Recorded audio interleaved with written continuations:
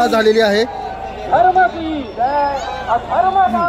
तर आताच आपण पाहिलेलं आहे की द्वारकाधीशांचं स्थापना झालेली आहे आणि त्याचबरोबर इथल्या लोकांना हा हर्ष उल्हास हा होत आहे। त्याचबरोबर एक शंकराचार्य महाराज यांनी येऊन तर सर्वांना दर्शन दिलेच, त्याचबरोबर सुपरस्टार संजय दत्त सुद्धा इथे आले होते आणि त्यांनीही या द्वारकाधीशांचे दर्शन घेतले। इथल्या लोकांना आपण पाहू शकता प्रचंड अशी गर्दी या इथे आता सध्या आहे आणि लोक जे आहे ती द्वारकाधीशांचं रूप पाहून, मनमोहक रूप पाहून हे अत्यंत खुश होत आहेत, त्यांना आनंद भरपूर आहे। आता जर बघायला गेलं तर अयोध्येमध्ये श्रीरामांचं ज्यावेळेस प्राणप्रतिष्ठापना होती त्यावेळेला बऱ्याच लोकांना कदाचित तिथं जाता आलं नाही, पण श्रीरामांचं रूप हे श्रीकृष्णाचं दिसतं आणि श्रीकृष्णाच्या ह्या प्राणप्रतिष्ठापनेच्या वेळेला जी लोक आता सध्या इथं आहेत त्या लोकांनाही तोच अनुभव आला असेल ज्यावेळेला श्रीरामांचं प्राणप्रतिष्ठापनाची ही अयोध्या झाली होती।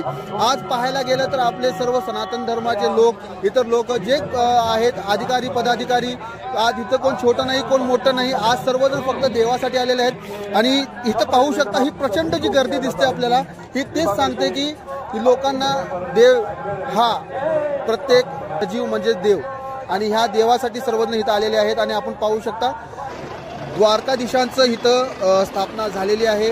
आता वसई विरारमध्ये द्वारकाधीशांचं एक मंदिर आहे, भव्य असं मंदिर, आणि हे मंदिर पाहण्यासाठी आता खूप दूरदूरवरून लोक येतील आणि त्यांनी ही मूर्ती पाहून त्यांना तितकाच आनंद होईल जितका श्री द्वारका नगरी जी आहे गुजरातमध्ये जे मूळ आहे तिथं सुद्धा गेलं तितकाच आनंद आणि इथं सुद्धा आलं तितकाच आनंद, कारण देव हा सर्वत्र आहे आणि देव हा एक आहे।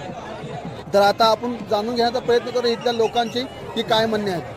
आपल्याबरोबर काही भक्तगण आहेत ज्या द्वारकाधीशांच्या उद्घाटनाच्या वेळी आणि प्राणप्रतिष्ठापनेच्या वेळी आलेले आहेत, आपण त्यांच्याशी बोलूया। काय सांगाल दादा आजच्या ह्या सोहळ्याबद्दल? सर्वप्रथम आज आपला अख्खा वसई तालुका हा द्वारकामयीने झालेला आहे आणि त्याचा आनंद तुम्ही बघू शकता। इकडे प्रत्येकाच्या चेहऱ्यावर लहानपासून ते ज्येष्ठ वर्गापर्यंत सर्वांनी घेतलेला आहे आणि आपण बघतोय आपले देशातले शंकराचार्य हे स्वतः इकडे आलेले आहेत आणि आपले लाडके फिल्म स्टार संजय दत्त सुद्धा इकडे आलेले आहेत आणि आज पूर्ण म्हणजे मी एक ठाकूर परिवार यांचा मनापासून आभार व्यक्त करतो। यांनी एक वसई विरारला म्हणजे इतिहासाचे पन्न्यामध्ये नोंद करण्याचा एक चांगला काम केला आहे आणि सनातन धर्म हे काय आहे आणि नवीन पिढीला आपल्याला कसा घेऊन पुढे जायचा किंवा आदर्श द्यायचा यासाठी एक कृष्ण भगवानचा एक छान मंदिर इकडे आपल्याला बनवून दिलेला आहे आणि तो मंदिर आज आमचे सर्वांचे लाडके प्रवीणाताई त्यांचा आज वाढदिवस आहे, या निमित्ताने आम्हाला पण त्यांना शुभेच्छा देण्याचा भाग लागला आहे आणि